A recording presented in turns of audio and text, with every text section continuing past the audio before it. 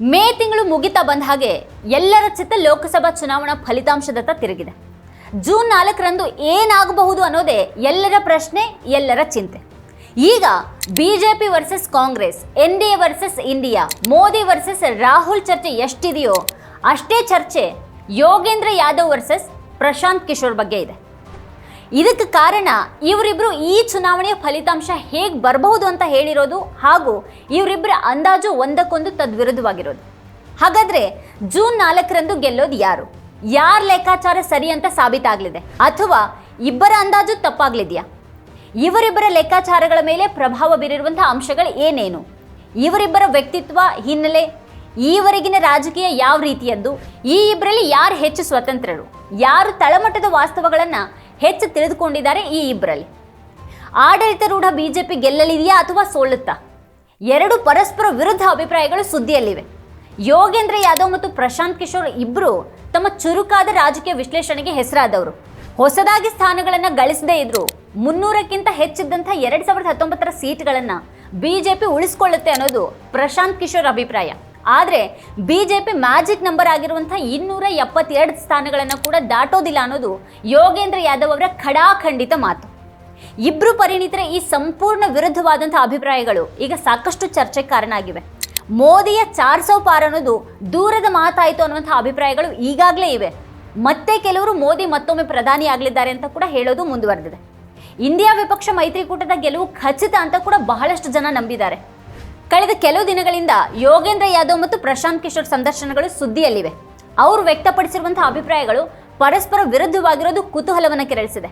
ಸ್ವಲ್ಪ ಹಿನ್ನೆಲೆಯನ್ನು ಗಮನಿಸೋದಾದ್ರೆ, ಯೋಗೇಂದ್ರ ಯಾದವ್ ಭಾರತದ ರಾಜಕಾರಣ ಮತ್ತು ಚುನಾವಣೆಗಳನ್ನು ಹಲವು ವರ್ಷಗಳಿಂದ ಬಹಳ ಹತ್ತಿರದಿಂದ ಗಮನಿಸ್ತಾ ಬಂದವರು. ರಾಜಕೀಯ ಹಿನ್ನೆಲೆ, ಚುನಾವಣಾ ಸಂದರ್ಭದ ಹಿನ್ನೆಲೆಯಲ್ಲಿ ಮತದಾರರ ಮನಸ್ಸನ್ನು ಗ್ರಹಿಸಬಲ್ಲಂಥ ಅನುಭವಿ. ಮಾಜಿ ಸೆಫಾಲಜಿಸ್ಟ್ ಆಗಿ ಅನುಭವವುಳ್ಳಂಥ ಯಾದವ್ ಚುನಾವಣೆ ಮತ್ತು ಚುನಾವಣಾ ಪೂರ್ವ ಲೆಕ್ಕಾಚಾರಗಳಿಗೆ ಸಂಬಂಧಿಸಿ 100 ಹೆಚ್ಚು ಟಿವಿ ಕಾರ್ಯಕ್ರಮಗಳನ್ನು ಕೊಟ್ಟವರು. ಪ್ರಸ್ತುತ ಸ್ವರಾಜ್ ಇಂಡಿಯಾ ಪಕ್ಷದಲ್ಲಿದ್ದಾರೆ. 2011ರಲ್ಲಿ AAP ಸೇರಿದ್ರು. AAP ದಿಲ್ಲಿ ಗೆಲುವಿನ ನಂತರ ಅವರು ಅಲ್ಲಿಂದ ಹೊರಬರಬೇಕಾಯಿತು. ಎರಡನೇ ಅವಧಿಗೆ ಮೋದಿ ಗೆದ್ದಾಗ ಬಿಜೆಪಿಯ ಗೆಲುವನ್ನು ತಡೆಯಲಾರದ ಕಾಂಗ್ರೆಸ್ ಬಗ್ಗೆ ಯಾದವ್ ತೀವ್ರ ಆಕ್ರೋಶದ ಪ್ರತಿಕ್ರಿಯೆಯನ್ನು ಕೊಟ್ಟಿದ್ದಿತ್ತು. ಅದಾಗಿ 2 ವರ್ಷಗಳ ಬಳಿಕ 2022ರಲ್ಲಿ ಅವರು ಭಾರತ್ ಜೋಡೋ ಯಾತ್ರೆಯ ಜೊತೆಗೆ ಗುರುತಿಸಿಕೊಂಡ್ರು. ಅದಕ್ಕೂ ಮೊದಲು ಅವರು ಸಂಯುಕ್ತ ಕಿಸಾನ್ ಮೋರ್ಚಾದಲ್ಲಿ ಸಕ್ರಿಯರಾಗಿದ್ದರು. ಇನ್ನು ಪ್ರಶಾಂತ್ ಕಿಶೋರ್ ಈ ಹಿಂದೆ ಮೋದಿ ಜೊತೆ ಮಾತ್ರ ಅಲ್ಲದೆ ಮಮತಾ ಬ್ಯಾನರ್ಜಿ, MK ಸ್ಟಾಲಿನ್, ಜಗನ್ ಮೋಹನ್ ರೆಡ್ಡಿ ಅವರಿಗಾಗಿಯೂ ಕೂಡ ಕೆಲಸ ಮಾಡಿದ್ದಾರೆ. 2014ರಲ್ಲಿ ಮೋದಿಯ ಯಶಸ್ವಿ ಪ್ರಚಾರದ ಹಿಂದೆ ಪ್ರಶಾಂತ್ ಕಿಶೋರ್ ಇದ್ರು.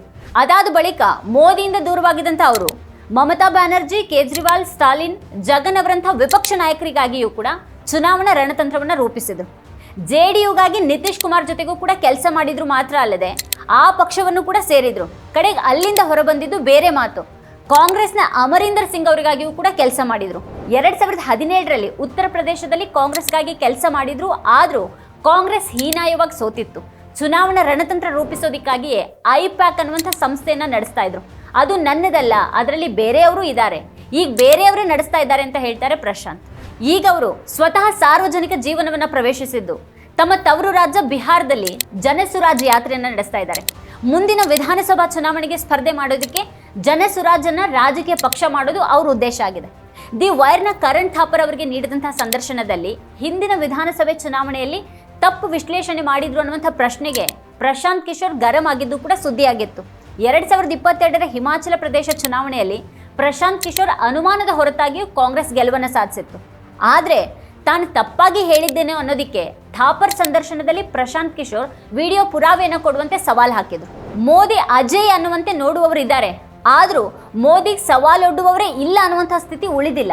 2014 ಮತ್ತು 2019ರಲ್ಲಿ ಕಂಡದ್ದಕ್ಕೆ ಹೋಲಿಕೆ ಮಾಡಿದರೆ ಬ್ರ್ಯಾಂಡ್ ಮೋದಿಯ ಶಕ್ತಿ ಕುಸಿದಿದೆ ಅಂತ ಚಾನೆಲ್ ಒಂದಕ್ಕೆ ನೀಡಿದಂಥ ಸಂದರ್ಶನದಲ್ಲಿ ಪ್ರಶಾಂತ್ ಕಿಶೋರ್ ಹೇಳಿದ್ದಾರೆ. ಮತ ಸೆಳೆಯೋದಕ್ಕೆ ಮೋದಿ ಹೆಸರಷ್ಟೇ ಸಾಲದು ಅನ್ನೋದು ಅವ್ರ ಅಭಿಪ್ರಾಯ. ಆದರೆ ಕೊನೆಗೂ ಗೆಲ್ಲೋದು ಮೋದಿ ಅವರೇ ಅನ್ನೋದು ಅವ್ರ ಪಕ್ಕಾ ಮಾತು. ಇನ್ನು ಯೋಗೇಂದ್ರ ಯಾದವ್ ಪ್ರಕಾರ ಮೋದಿ ಹೆಸರು ಇತರ ಯಾವುದೇ ಚರ್ಚೆಗಳನ್ನು ಅಡಗಿಸಲಾರದು. ಹಾಗಾಗಿನೇ ಜನರು ಬೆಲೆ ಏರಿಕೆ, ನಿರುದ್ಯೋಗ, ರೈತರ ಕಷ್ಟ, ಜೀವನೋಪಾಯ ಸಮಸ್ಯೆಗಳ ಬಗ್ಗೆ ಮಾತಾಡ್ತಾ ಇದ್ದಾರೆ. ಇಲ್ಲಿ ಒಂದು ಅಂಶವನ್ನು ಗಮನಿಸಬೇಕು. ಏನಂದರೆ, ಯೋಗೇಂದ್ರ ಯಾದವ್ ಆಗಲಿ ಕಿಶೋರ್ ಆಗಲಿ ತಮ್ಮ ಅಭಿಪ್ರಾಯಕ್ಕೆ ಆಧಾರವಾಗಿ ಯಾವುದೇ ಒಂದು ಅಧಿಕೃತ ಸರ್ವೆಯನ್ನು ನಡೆಸಿಲ್ಲ. ಯೋಗೇಂದ್ರ ಯಾದವ್ ಅವರು ದೇಶಾದ್ಯಂತ ತಮ್ಮ ಓಡಾಟದ ಸಂದರ್ಭದಲ್ಲಿ ಕಂಡಂತಹ ವಾತಾವರಣ ಮತ್ತು ತಾವು ಜನರನ್ನ ಮಾತಾಡಿಸಿದಾಗ ವ್ಯಕ್ತವಾದಂತಹ ಅಭಿಪ್ರಾಯಗಳ ಮೇಲೆ ಒಂದು ನಿರ್ಣಯಕ್ಕೆ ಮುಟ್ಟಿದ್ದಾರೆ. ಪ್ರಶಾಂತ್ ಕಿಶೋರ್ ಕೂಡ ಇವತ್ತಿನ ರಾಜಕೀಯವನ್ನು ತಾವು ಗ್ರಹಿಸಿದ ಹಿನ್ನೆಲೆಯಲ್ಲಿ ಈ ತೀರ್ಮಾನಕ್ಕೆ ಬಂದಿದ್ದಾರೆ. ಇದನ್ನ ಅವರಿಬ್ಬರು ಸ್ಪಷ್ಟವಾಗಿ ಹೇಳಿದ್ದಾರೆ ಕೂಡ. ಯುಪಿ, ರಾಜಸ್ಥಾನ, ಹರಿಯಾಣ, ಪಂಜಾಬ್, ಛತ್ತೀಸ್ಗಢ, ಕರ್ನಾಟಕ ಹಾಗೂ ಬಿಹಾರಗಳಲ್ಲಿ ತಿರುಗಾಡಿದಂಥ ಯಾದವ್ ಬಿಜೆಪಿ ಸೋಲು ಗೆಲುವಿನ ಬಗ್ಗೆ ರಾಜ್ಯವಾರು ನೋಟ ಕೊಟ್ಟಿದ್ದಾರೆ. ದಕ್ಷಿಣದಲ್ಲಿ ಅದು ತನ್ನ ಅಬ್ಬರವನ್ನ ಮತವಾಗಿ ಪರಿವರ್ತಿಸಲಾಗದ್ರ ಬಗ್ಗೆ ಅವರು ಹೇಳಿದ್ದಾರೆ. ಕೇರಳದಲ್ಲಿ ಅಬ್ಬಬ್ಬ ಅಂತಂದ್ರೆ 1 ಅಥವಾ 2 ಸ್ಥಾನ ಗೆಲ್ಲಬಹುದು. ತಮಿಳುನಾಡಲ್ಲಿ AIADMಕೆ ಇಲ್ಲದೆ ಬಿಜೆಪಿ ಸ್ವಂತ ಬಲದಿಂದ ನೆಲೆ ಕಂಡುಕೊಳ್ಳೋದು ತುಂಬಾ ಕಷ್ಟ ಅಂತ ಹೇಳಿದ್ದಾರೆ. ಯಾದವ್ ಹೇಳಿರೋ ಹಾಗೆ ಒಡಿಶಾದಲ್ಲಿ 4 ಸೀಟುಗಳು, ತೆಲಂಗಾಣದಲ್ಲಿ 2 ಸೀಟುಗಳು, ಆಂಧ್ರ ಪ್ರದೇಶದಲ್ಲಿ 3 ಸೀಟುಗಳು, ಪುದುಚೇರಿ, ತಮಿಳುನಾಡು ಮತ್ತು ಕೇರಳದಲ್ಲಿ ತಲಾ 1 ಸೀಟುಗಳು ಬಿಜೆಪಿಗೆ ಹೆಚ್ಚುವರಿಯಾಗಿ ಬರಲಿವೆ. ಕಳೆದ ಬಾರಿಯ 303 ಸೀಟುಗಳು ಪ್ಲಸ್ 12 ಅಂತ ಅಂದ್ಕೊಂಡ್ರು ಒಟ್ಟು 315 ಆಯಿತು. ಇನ್ನು ಯಾದವ್ ಹೇಳಿರುವಂತೆ ಬಿಜೆಪಿ ಕಳೆದುಕೊಳ್ಳಲಿರುವಂತಹ ಸೀಟುಗಳು ಬಿಹಾರದಲ್ಲಿ 5, ಹರಿಯಾಣದಲ್ಲಿ 6, ರಾಜಸ್ಥಾನದಲ್ಲಿ 8 ಹಾಗೆ ಕರ್ನಾಟಕದಲ್ಲಿ 12, ಗುಜರಾತ್, ಮಧ್ಯಪ್ರದೇಶ, ಜಾರ್ಖಂಡ್, ಛತ್ತೀಸ್ಗಢದಲ್ಲಿ 10 ಸೀಟುಗಳು. ಈ 41 ಸೀಟುಗಳನ್ನು ಕಳೆದುಕೊಂಡ್ರೆ ಬಿಜೆಪಿ 274ಕ್ಕೆ ಬಂದು ನಿಲ್ಲಲಿದೆ. ಇದಲ್ಲದೆ ಮಹಾರಾಷ್ಟ್ರದಲ್ಲಿ NDA 20 ಸೀಟುಗಳನ್ನು ಕಳೆದುಕೊಳ್ಳಲಿದೆ ಅಂತ ಯಾದವ್ ಹೇಳಿದ್ದಾರೆ. ಹಾಗೇನೆ ಯುಪಿಯಲ್ಲಿ 12 ಸೀಟುಗಳನ್ನು ಕಳೆದುಕೊಳ್ಳಲಿದೆ ಅಂತ ಹೇಳಿದ್ದಾರೆ. ಅದರೊಂದಿಗೆ ಅಂತಿಮವಾಗಿ ಬಿಜೆಪಿಗೆ 242 ಸೀಟುಗಳಷ್ಟೇ ಬರಲಿವೆ ಅನ್ನೋದು ಯಾದವ್ ಲೆಕ್ಕಾಚಾರ. ಇನ್ನು ಪ್ರಶಾಂತ್ ಕಿಶೋರ್ ವಲಯವಾರು ಅಂದಾಜನ್ನು ಮಾಡಿದ್ದಾರೆ. ಪೂರ್ವ ಮತ್ತು ಪಶ್ಚಿಮದಲ್ಲಿ ಬಿಜೆಪಿ 20ರಿಂದ 25 ಸೀಟುಗಳನ್ನು ಹೆಚ್ಚುವರಿಯಾಗಿ ಗಳಿಸಲಿದೆ ಅಂತ ಹೇಳಿದ್ದಾರೆ. ಗುಜರಾತ್ನಿಂದ UPವರೆಗೆ ಬಿಜೆಪಿ ಅನಾಯಾಸ ಗೆಲುವಿನ ಬಗ್ಗೆ ಅವರು ಹೇಳಿದ್ದಾರೆ. ಅಲ್ಲಿ ಕಳೆದ ಬಾರಿ ಗೆದ್ದಿದ್ರಲ್ಲಿ ಬಿಜೆಪಿಗೆ ಯಾವುದೇ ನಷ್ಟ ಇಲ್ಲ ಅಂತ ಹೇಳಿದ್ದಾರೆ. ಆದರೆ ಇದೇ ಪ್ರದೇಶದಲ್ಲಿ ಬಿಜೆಪಿಗೆ ನಷ್ಟ ಆಗಲಿರೋದ್ರ ಬಗ್ಗೆ ಯಾದವ್ ಹೇಳಿದ್ದಾರೆ. ಇಬ್ಬರ ಅಭಿಪ್ರಾಯಗಳನ್ನು ಒಟ್ಟಿಗೆ ಇಟ್ಟು ನೋಡಿಕೊಂಡ್ರೆ 50 ಸೀಟುಗಳ ವ್ಯತ್ಯಾಸ ಕಾಣಿಸುತ್ತೆ. ಬಿಜೆಪಿ ಗೆಲ್ಲೋದಿಕ್ಕೂ ಅದು ಮೆಜಾರಿಟಿ ಮಾರ್ಕ್ ಮುಟ್ಟೋದಿಕ್ಕೂ ಇರೋದು ಈ 50 ಸೀಟುಗಳ ಅಂತರ. ಆದರೆ ಇಬ್ಬರು ಹೇಳ್ತಾ ಇರೋ ಪ್ರಕಾರ ಬಿಜೆಪಿನೇ ಸರ್ಕಾರ ರಚನೆ ಮಾಡಲಿದೆ. ಇಬ್ಬರು ಬಿಜೆಪಿ 400ರ ಗಡಿ ದಾಟೋದಿಲ್ಲ ಅನ್ನೋದನ್ನ ಖಚಿತವಾಗಿ ಹೇಳಿದ್ದಾರೆ. ಯೋಗೇಂದ್ರ ಯಾದವ್ ಮತ್ತು ಪ್ರಶಾಂತ್ ಕಿಶೋರ್ ಅಭಿಪ್ರಾಯಗಳ ಬಗ್ಗೆ ನಡೆದಿರುವಂತಹ ಚರ್ಚೆಗಳಲ್ಲಿ ಮತ್ತೊಂದು ಅಂಶ ಕೂಡ ಇಲ್ಲಿ ಗಮನಕ್ಕೆ ಬರ್ತಾ ಇದೆ. ಅದು ಅವರಿಬ್ಬರ ಅಭಿಪ್ರಾಯಗಳ ಹಿಂದೆ ಪಕ್ಷ ನಿಷ್ಠೆಯು ಕೂಡ ಕೆಲಸ ಮಾಡಿದೆ ಅನ್ನೋದು. ಈಗಾಗಲೇ ನಾವು ಗಮನಿಸಿರೋ ಹಾಗೆ ಬಿಜೆಪಿ ಮ್ಯಾಜಿಕ್ ಸಂಖ್ಯೆ ಆದಂಥ 272 ಕೂಡ ಮುಟ್ಲಾರ್ದು ಅಂತ ಯೋಗೇಂದ್ರ ಯಾದವ್ ಹೇಳಿದರೆ 303 ಸೀಟುಗಳನ್ನು ಬಿಜೆಪಿ ಗಳಿಸಲಿದೆ ಅಂತ ಪ್ರಶಾಂತ್ ಕಿಶೋರ್ ಹೇಳಿದ್ದಾರೆ. ಆದರೆ ಪ್ರಶಾಂತ್ ಕಿಶೋರ್ ಕೂಡ ಒಪ್ಪಿರುವಂಥ ಮಾತು ಏನಂದರೆ ಬಿಜೆಪಿಯ 400 ಪರ್ ಖಂಡಿತ ಸಾಧ್ಯ ಇಲ್ಲ ಅನ್ನೋದು. ಇಲ್ಲಿ ಗಮನಕ್ಕೆ ಬರೋದು ಯೋಗೇಂದ್ರ ಯಾದವ್ ರಾಹುಲ್ ಗಾಂಧಿ ಅವರ ಭಾರತ್ ಜೋಡೋ ಯಾತ್ರೆಯ ಜೊತೆಗಿದ್ದವರು ಮತ್ತು ಪ್ರಶಾಂತ್ ಕಿಶೋರ್ ಬಿಜೆಪಿಯ ಪರವಾದಂತಹ ಅಭಿಪ್ರಾಯವನ್ನು ರೂಪಿಸೋದಕ್ಕೆ ಪ್ರಯತ್ನಿಸಿರೋದು ಕೂಡ ಇಲ್ಲಿ ಅಷ್ಟೇ ಸ್ಪಷ್ಟವಾಗಿದೆ. ತೇಜಸ್ವಿ ಯಾದವ್ ಸಹಿತ ಕೆಲವು ವಿಪಕ್ಷ ನಾಯಕರು ಪ್ರಶಾಂತ್ ಬಿಜೆಪಿ ಏಜೆಂಟ್ ಆಗಿ ಕೆಲಸ ಮಾಡ್ತಾ ಇದ್ದಾರೆ ಅಂತ ಆರೋಪ ಮಾಡಿದ್ದಾರೆ. ಹೀಗೆ ಅವರಿಬ್ಬರ ರಾಜಕೀಯ ನಿಷ್ಠೆ ಅವರ ಅಭಿಪ್ರಾಯಗಳನ್ನು ರೂಪಿಸಿರುವಂತಹ ಸಾಧ್ಯತೆಯನ್ನು ಅಲ್ಲಗಳೆಯೋದಿಕ್ಕಾಗೋದಿಲ್ಲ.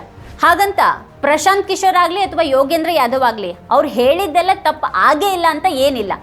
ಒಂದು ಅಭಿಪ್ರಾಯವನ್ನು ಹೇಳುವಾಗ ಅದಕ್ಕೆ ಆ ಹೊತ್ತಿನದೇ ಒಂದು ನಿರ್ದಿಷ್ಟ ಅಂಶಗಳು ಆಧಾರವಾಗಿರುತ್ತೆ. ಅದು ಬದಲಾದ ಹಾಗೆ ಫಲಿತಾಂಶದ ಸಾಧ್ಯತೆಗಳು ಕೂಡ ಬದಲಾಗದೇ ಇರೋದಿಲ್ಲ. ಅದೇನೇ ಇದ್ರೂ ಇಬ್ಬರು ಈ ಕ್ಷೇತ್ರದಲ್ಲಿ ತುಂಬ ಅನುಭವಿಗಳು ಅನ್ನೋದನ್ನು ನಿರಾಕರಿಸೋ ಹಾಗಿಲ್ಲ. ಈ ನಡುವೆ ಸುದ್ದಿ ಆಗ್ತಾ ಇರುವ ಇನ್ನೊಬ್ಬರು ವಿಶ್ಲೇಷಕ ಡಾಕ್ಟರ್ ಪರಕಾಲ ಪ್ರಭಾಕರ್, ಲೇಖಕ, ಆರ್ಥಿಕ ತಜ್ಞ ಹಾಗೂ ವಿತ್ತ ಸಚಿವೆ ನಿರ್ಮಲಾ ಸೀತಾರಾಮನ್ ಅವರ ಪತಿ ಪರಕಾಲ ಅವರು ದೇಶಾದ್ಯಂತ ಪ್ರಯಾಣಿಸಿದ ಅನುಭವದ ಮೇಲೆ ಈ ಚುನಾವಣೆಯಲ್ಲಿ ಬಿಜೆಪಿ ಹಾಗೂ NDA ಸೋಲೋದು ಖಚಿತ ಅಂತ ಹೇಳಿದ್ದಾರೆ. ಜೂನ್ 4ರ ಬಳಿಕ ಬರೋದು ಬಿಜೆಪಿಯೇತರ ಸರ್ಕಾರ ಅಂತಾನೆ ಅವರು ಖಚಿತವಾಗಿ ಹೇಳ್ತಾ ಇದ್ದಾರೆ. ಆದರೆ ಚುನಾವಣಾ ಫಲಿತಾಂಶದ ಬಗ್ಗೆ ಯಾರೂ ಪಕ್ಕ ಎನ್ನುವಂತ ಹೇಳೋದಕ್ಕೆ ಸಾಧ್ಯನೇ ಇಲ್ಲ. ಅದೇನಿದ್ರು ಒಂದು ಅಂದಾಜು ಮಾತ್ರ. ಏನಾದೀತು ಅನ್ನೋದಕ್ಕೆ ಅದೊಂದು ದಿಕ್ಕನ್ನು ಸೂಚಿಸಬಹುದು ಅಷ್ಟೇ. ಎಲ್ಲದಕ್ಕೂ ಸ್ಪಷ್ಟ ಉತ್ತರ ಹೇಳಲಿರುವಂತಹ ದಿನ ಜೂನ್ 4. ಅಲ್ಲಿಯವರೆಗೆ ಕಾಯಲೇಬೇಕು. ಇದೇ ಈ ಹೊತ್ತಿನ ಸ್ಪೆಷಲ್. ನೋಡ್ತಾ ಇರಿ ವಾರ್ತಾ ಭಾರತಿ. ನೀವಿನ್ನು ವಾರ್ತಾ ಭಾರತಿ ಯೂಟ್ಯೂಬ್ ಚಾನಲ್ಗೆ ಸಬ್ಸ್ಕ್ರೈಬ್ ಆಗಿಲ್ಲ ಅಂದರೆ ಕೂಡಲೇ ಸಬ್ಸ್ಕ್ರೈಬ್ ಆಗಿ, ಹಾಗೆ ಅಲ್ಲೇ ಪಕ್ಕದಲ್ಲಿರುವ ಬೆಲ್ ಐಕಾನ್ನ ಪ್ರೆಸ್ ಮಾಡಿ.